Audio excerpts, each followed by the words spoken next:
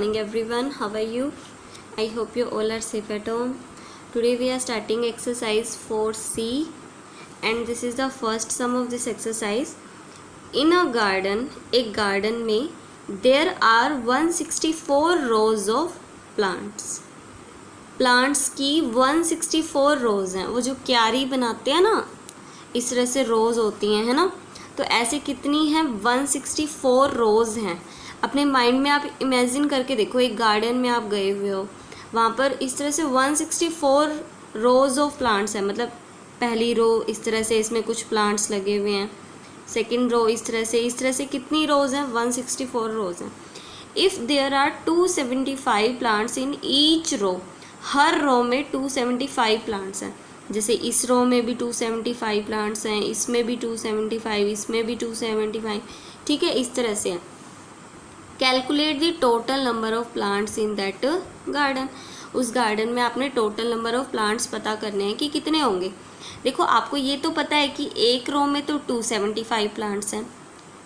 वहाँ पर रोज़ हैं कितनी टोटल? 164 रोज़ है ना. उसके अलावा तो कुछ भी नहीं है. तो 164 रोज़ में आप पता कर लो कि कितने प्लांट होंगे. वन रो का आपको पता है कि 275 प्लांट्स हैं एक रो में. 164 रोज़ में कितने प्लांट्स होंगे? इसको 164 से क्या कर देंगे? हम मल्टीप्लाई कर देंगे और फिर हमें क्या पता चलेगा? Total number of plants in that garden. तो देखो, आप फर्स्ट सम में क्या लिखोगे? आप सबसे पहले लिखना number of plants in one row. One row में कितने प्लांट्स हैं? 275. ठीक है, वन रो में 275 प्लांट्स हैं. इस तरह से उस गार्डन में रोज़ हैं कितनी? 164 रोज़ हैं. तो हम क्या फाइंड करेंगे? नंबर ऑफ प्लांट्स इन 164 रोज़. किस 164 रोज़ में कितने प्लांट्स होंगे वो हम पता करेंगे. तो देखो, हमें वन की वैल्यू पता है कि वन रो में तो 275 प्लांट्स हैं.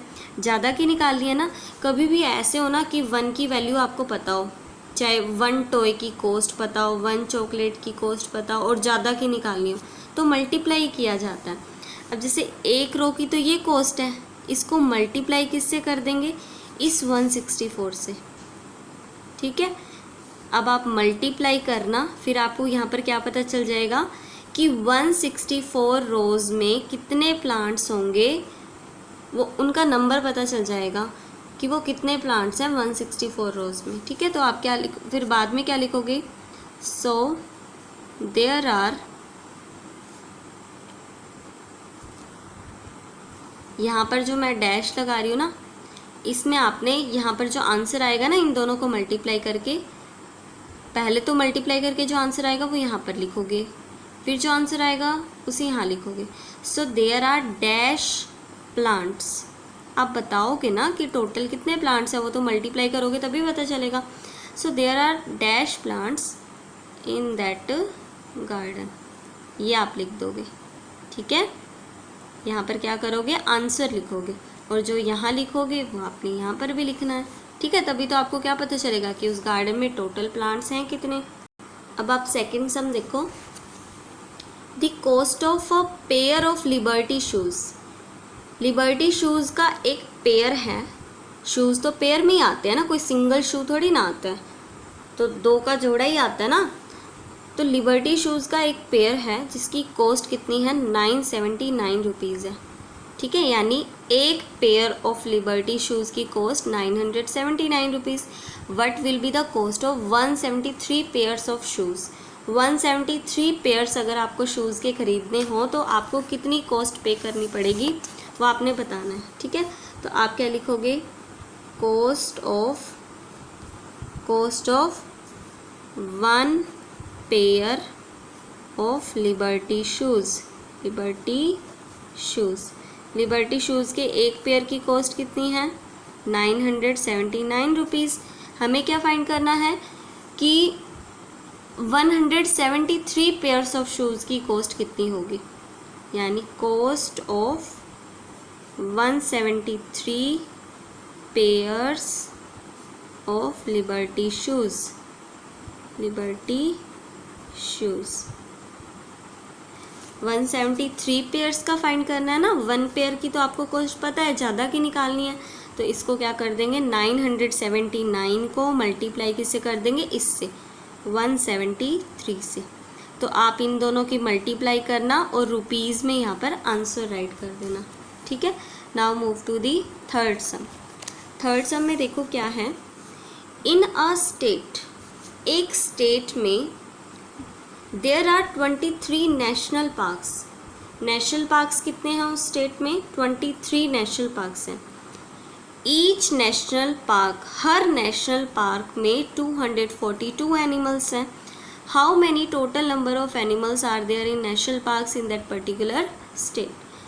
तो देखो एक नेशनल पार्क में 242 एनिमल्स हैं, है ना, एक नेशनल पार्क में। ऐसे ऐसे नेशनल पार्क उस स्टेट में है कितने, 23 है ना।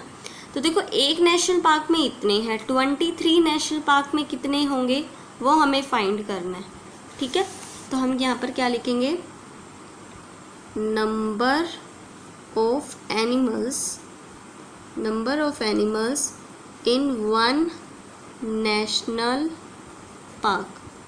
वन नेशनल पार्क में कितने एनिमल्स हैं, 242 एनिमल्स, ठीक है।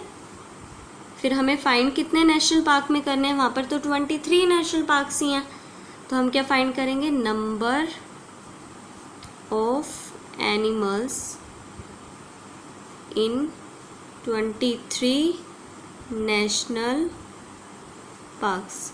23 नेशनल पार्क्स में तो हमें पता करना है, वहाँ पर हैं ही 23 नेशनल पार्क्स, तो इसको क्या कर देंगे हम, 242 को 23 से मल्टीप्लाई कर देंगे, ठीक है। और जो आंसर आएगा वो यहाँ पर आप लिख देना, ठीक है जी। ये हमारा सम हो गया। बस हमें यही तो पता करना था कि नेशनल पार्क्स में टोटल नंबर ऑफ एनिमल्स हैं कितने। अब नेशनल पार्क तो 23 थे, 23 में आपको पता तो चल जाएगा कि कितने एनिमल्स हैं, वही तो है total number of animals in the national parks. अब देखो fourth some, A factory makes 260 toys in a day. एक फैक्ट्री है ना, वो एक दिन में 260 टॉयज बनाती है, एक दिन में 260 टॉयज बनाती है। How many toys can be made in a year. एक साल में कितने टॉयज बना लेगी, एक दिन का तो आपको पता है 260 टॉयज बनाएगी, तो हम दिनों में पता कर सकते हैं भाई, 2 दिन में कितने बना लेगी, 3 दिन में, 4 दिन में, क्योंकि हमें एक दिन का पता है तो हम दिनों में ही बता सकते हैं। तो एक साल में पहले तो हम ये देखेंगे कि दिन कितने होते हैं, फिर उन दिनों में पता कर लेंगे कि वो फैक्ट्री कितने टॉयज़ बनाती है, ठीक है। तो देखो हम फोर्थ सम कैसे करेंगे, हमें 1 ईयर में पता करना है ना, पहले तो 1 ईयर में आप ये पता करो कि दिन कितने होते हैं। तो यहाँ क्या लिखोगे, 1 ईयर इक्वल्स टू 365 डेज, ठीक है। अब हमें पता है एक दिन में तो 260 टॉयज़ बनते हैं, तो यहाँ क्या लिखेंगे, number of toys can be made in 1 day. 1 day में कितने टॉयज़ बनते हैं, 260 टॉयज़। एक साल में पता करना है ना, तो एक साल में तो 365 डेज होते हैं, तो हम यहाँ क्या लिखेंगे, number of toys can be made in 365 days. 365 days में कितने बन जाएंगे, वही तो है एक साल। तो देखो 1 डे का आपको पता है, ज़्यादा का निकालना है, 365 का निकालना है, तो 260 को हम 365 से मल्टीप्लाई कर देंगे और जो आंसर आएगा ना वो यहाँ पर आपने लिखना है। अब फाइनल लाइन क्या लिखेंगे हम, तो हम लिखेंगे 100 डैश, जो यहाँ पर आएगा ना आंसर वो यहाँ पर लिखोगे, 100 dash toys can be made in 1 year, ठीक है, ये आप लिख दोगे। अब आप देखो fifth sum, how many minutes are there in the month of September. September के मंथ में कितने मिनट्स होंगे ये आपने पता करना है। आपको ये तो पता है ना कि 1 आवर में कितने होते हैं, 1 घंटे में कितने होते हैं, 1 आवर में कितने मिनट्स होते हैं, 60 मिनट्स होते हैं, इसी का यूज़ करके हम सितंबर के मंथ में निकालेंगे ये कितने मिनट्स होते हैं। ठीक है, पहले तो हम ये पता करेंगे कि सितंबर के महीने में डेज कितने होंगे। ठीक है, अब हमें ये तो पता है कि सितंबर के महीने में 30 डेज होते हैं। ठीक है, 30 डेज में अगर मैं ये पता कर लूँ कि कितने मिनट होते हैं तो वही तो सितंबर के मंथ में नंबर ऑफ मिनट्स हैं। ठीक है, देखो हमारा काम क्या है, सितंबर के महीने में मिनट्स फाइंड करना। अब सितंबर के महीने में तो 30 ही दिन होते हैं, यानी मेरा काम क्या है, 30 दिनों में कितने मिनट हैं ये पता करना है। अब मुझे ये तो पता है कि एक दिन में 24 आवर्स होते हैं, तो हम क्या लिखेंगे, 1 डे इक्वल्स टू 24 आवर्स। हमें ये तो पता है, हमें तो 30 डेज़ का पता करना है। 30 days equals to 24 multiply by 30, क्योंकि 1 की वैल्यू हमें पता है, 30 की निकालनी है तो इसको 30 से मल्टीप्लाई कर दिया। तो 30 डेज़ में कितने आवर्स हो जाएंगे, 24 3 ज़ा 72 और एक ये 0 आ जाएगी, इतने तो आवर्स हो गए। 30 डेज़ में 720 आवर्स हो गए, यानी घंटे हो गए। मुझे तो मिनट फाइंड करना है ना, तो देखो बहुत इजी है ये आगे करना। हमें जब 1 आवर का पता है तो 720 आवर्स का ही तो पता करना है हमें।